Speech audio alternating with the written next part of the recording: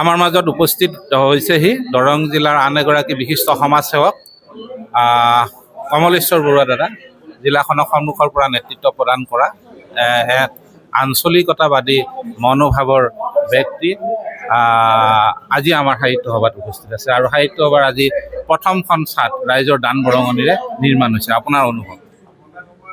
আজি এটা দৰংবাসীৰ কাৰণে শুভ দিন আৰু আমাৰ খুব ভাল অনুভৱ।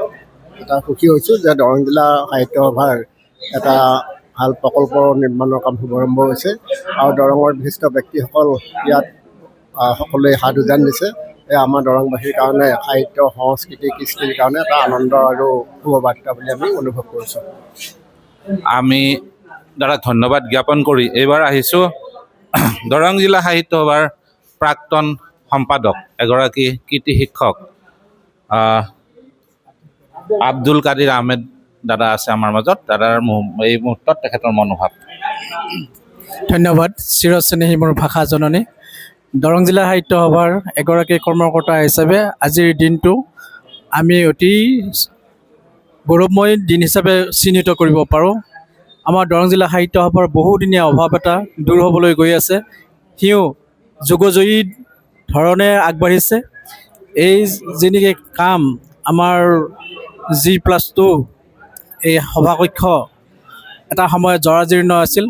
সভাখনি বহিবলৈ হয়তো আমাৰ মনত শংকা আছিল, ওপৰৰ পৰা আমাৰ চিলিং খহি পৰিব নেকি।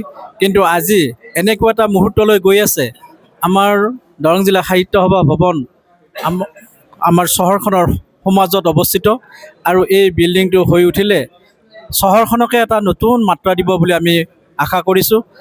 আৰু বৰ্তমানৰ সভাপতি অক্ষয় কুমাৰ নাথ আৰু মৃণাল ৰাজবংশীৰ এটা আশাসুধীয়া প্ৰচেষ্টাত আৰু ৰাইজৰ মঙলদৈবাসী ৰাইজৰ সহায় সহযোগিতাৰে যি নেকি আমাৰ এই সাহিত্য ভৱনটো বনাবৰ কাৰণে আগবাঢ়িছে, অতিশয় আমি আনন্দিত আৰু গৌৰৱান্বিত অনুভৱ কৰিছোঁ। যেতিয়া এই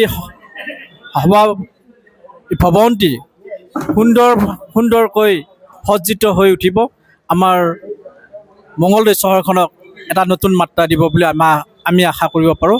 ধন্যবাদ। চিৰস্নেহী মোৰ ভাষা জননী। আমি আব্দুল কাদিৰ দাক ধন্যবাদ জ্ঞাপন কৰিছোঁ। ধন্যবাদ।